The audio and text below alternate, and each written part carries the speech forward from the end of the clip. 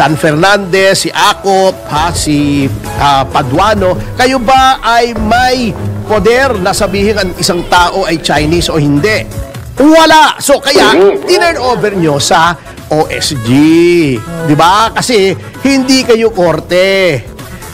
Kayo ba ay may kapangyarihan na mag-file ng reversion, kunin ulit yung mga properties kung sakasakaling ang mapatunayan na Chinese yun? Wala, OSG pa rin. Mga public official naman kayo, you are sworn to uphold the law. Kung meron man kayo nakuhang dokumento, i-turn over nyo sa proper agency. Yung inyong hearing, hindi para kumuha ng ebidensya laban sa kahit sinong tao. Pero attorney, it's wasting of time and money. Is mismo, wala pala kayong panukala after all this time, wala kayong panukala. Tanong ko lang, sakaling magsusulong tayo ng panukalang batas, ano po ba ang nais nating isulong ng Quadcom? So hindi na po siguro kailangan gumawa ng batas because there was a clear violation of the provision of the Constitution. Pero doon sa PSA, yan po ang aming pinag-aaralan sa ngayon. No? Kailangan maging mahigpit. Ano ba yung informasyon na yun, ha? So yun ang sinasabi ko, ka-uselessan yan eh. Ha? Kainutilan yan. Bago i-underscore nyo pa, si Kwan, ay nako, lahat ng mga tao. Ang bihira, grabe. Puro useless. Alam mo, lahat ng kausap ko, sinasabi, mali na yung ginagawa. Mali na. Anyway, yes. Ongoing pa yata yung press con. Ngayon, nung Quadcom, ito nga yung sinasabi ko na, nakakatawa. After so many months, hearing ng hearing, kuha ng witness, contempt ng contempt, doon sa mga Chinese daw, di umano na kumuha ng property, etc. Anong nangyari sa Quadcom? Anong ginawa ng Quadcom? Ngayong umaga, anong ginagawa nila? Tine-turn over nila yung mga dokumento sa Office of the Solicitor General. Bakit? Kasi wala silang magawa kahit anong makuha nilang impormasyon. Kasi nga, ang sinasabi, hindi naman investigative agency ang Kongreso, meaning the Senate and the House of Representatives. Hindi sila investigador, hindi sila korte, hindi sila NBI, hindi sila piskal. Sila ay legislator. Dapat kumuha lamang sila ng impormasyon to legislate. Okay? Kaya naman attorney yan, parang hindi nila alam yung ano nila. Hindi nila alam talaga. Hindi alam nila yan, pero ginagamit ka. Katulad yan, sasabihin nila, eto mga Chinese na ito ay nag-acquire ng property. Yan ay bawal. Oo nga, bawal yan. Kung talagang Chinese yan. Bakit? Kayo ba, Dan Fernandez, si Acop, si Paduano, kayo ba ay may poder na sabihin ang isang tao ay Chinese o hindi? Wala. So kaya, tinurn over nyo sa OSG. Di ba? Kasi hindi kayo korte. Kayo ba ay may kapangyarihan na mag-file ng reversion, kunin ulit yung mga properties kung sakasakaling ang mapatunayan na Chinese yun? Wala, OSG pa rin. Kaya nga tama yung sinasabi ni Senator Amy Marcos doon sa ginagawang probe doon sa EJK. Bring it to court, sa korte. Kung may nakuha man kayong dokumento, fine, wala namang problema, mga public official naman kayo, you are sworn to uphold the law.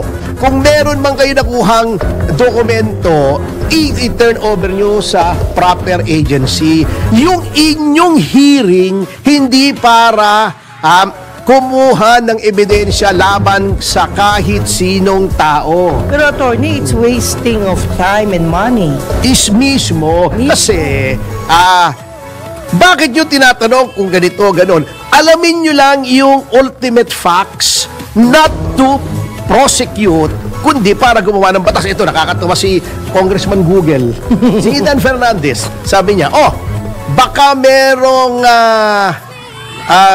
naging pagkakamali yung PSA, meaning the Philippine Statistics Authority, o yung Office of the Civil Registrar. Pero ipauubaya na natin yan sa OSG. Mali! Nasaan yung batas na dapat gawin mo para yung pagkakamali niya na hindi maulit? Yun ang hinihintay natin. Ibig sabihin nun, yung credit kinuha niya muna and then sa kanya pinasa. Oo. Dapat yan, may mali dito yung PSA at yung Diretsara. at yung local civil register. Ito ang panukala namin. Wala pala kayong panukala after all this time. Wala kayong panukala. Anong ginawa niyong panukala? Yung EJK na kengkoy. Para lang masabi, mema lang. Mema sabi lang. Ngayon, sinasabi mo, yung PSA, may pagkakamali. Nasaan ang batas mo para maamyendahan yung charter ng PSA o yung batas para sa local civil register na hindi mauulit yung pagkakamaling to? Pagkatapos, sasabihin dun sa OSC, ito, mga Chinese ito, dapat yan, kunin nyo yung mga property. May forfeiture, etc. Pagkatapos, sasabihin ng OSG, sige po, pag-aaralan namin. Siyempre, kasi kung sabihin agad kay Secretary Bersamin, bigyan to ng yung protection asset. Hindi protection asset, baliktad bok ang tingin mo sa Google. Asset protection. Yan, nag-aabogado kasi yung protection asset daw. Parang cake-coating yan Okay. Cake-coating, di ba? Pero attorney pasensya ka na. At saka, mali yata ang Google niya. Hindi po yung executive secretary lamang ang nag-i-issue ng asset protection order. Nagpa-file po ng petition, Boss Dan, nagpa-file ng petition ng AMLAC sa Court of Appeals. Yung korte po nag-i-issue ng asset protection order, Oo, tandaan mo, mali yung pagka-Google mo. Kaya hindi pwedeng yung sinasabi mong hindi na kailangan maging abogado para maintindihan ang batas, i-Google na lang. Mali yung Google mo. Pero attorney, napakaswerte ko pala dahil daw sa inyo, naintindihan na nila ang batas. Can you imagine sa Barangay de la Paz, Antipolo City, lahat ng sinasabi mo, ini-screenshot nila. Ganun ba yun? At dahil sa paliwanag mo, kapag mga lupon to si Lupon Ganda, Nora, no? Sabi niya, alam mo ma'am, si Attorney Puerdito Pasio lang ang naiintindihan ko ang batas, sabi niya. Hindi, lahat naman ng abogado, alam ang batas, syempre. Hindi po. Ibig sabihin, sa nanonood sa atin. Oo. Sa nanonood sa atin, dahil lupon po siya, yun ang ginagamit niya, yung sinasabi mo po, ginagamit niya sa barangay mismo. Doon ako salamat natuwa. naman at may naniniwala sa atin. Totoo po, kay Barangay Fernan, natuwa ako sa kanya dahil sa inyo daw. Sabi ko naman, partner ko yun. Siyempre, proud ako, diba? Proud ako. Salamat po. Hindi, yun lang ang sinasabi ko. Yan ang sinasabi ko. Wala naman kayong magagawa. Nasaan ang batas?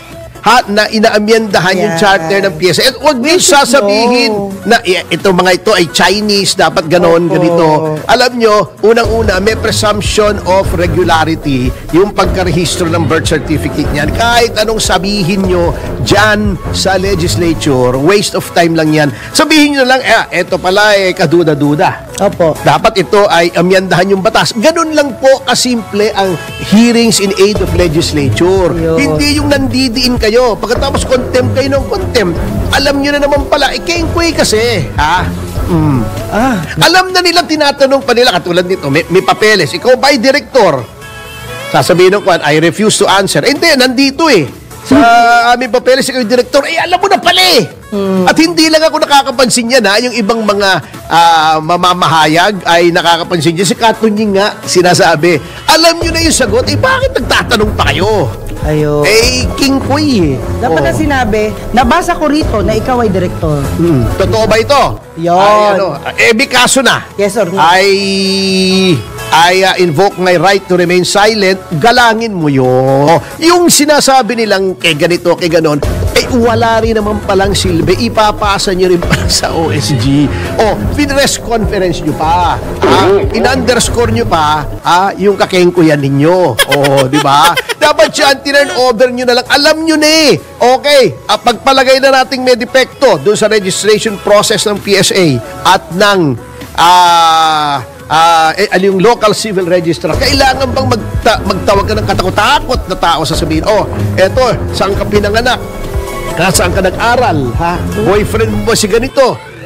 Anong connection mo sa ganyan? Anong connection ng boyfriend ni Cassandra Leong, si Wesley Go, na kapatid ni Alice Go, sa paggawa ng batas na ayusin para walang loophole yung registration, para ang supposedly hindi Pilipino ay palabasing Pilipino siya. May connection ba yun? Ayun, bawal gagawa ka ng batas, bawal makipag-boyfriend sa mayor.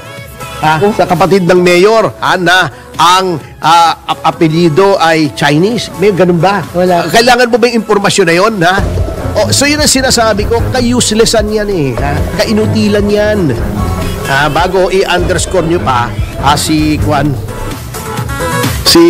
ay nako, lahat ng mga tao. Ang bihira, grabe. Puro useless. Pero parang ngayon lang nangyari yan, sir. Nagkakagulo na yung batas natin.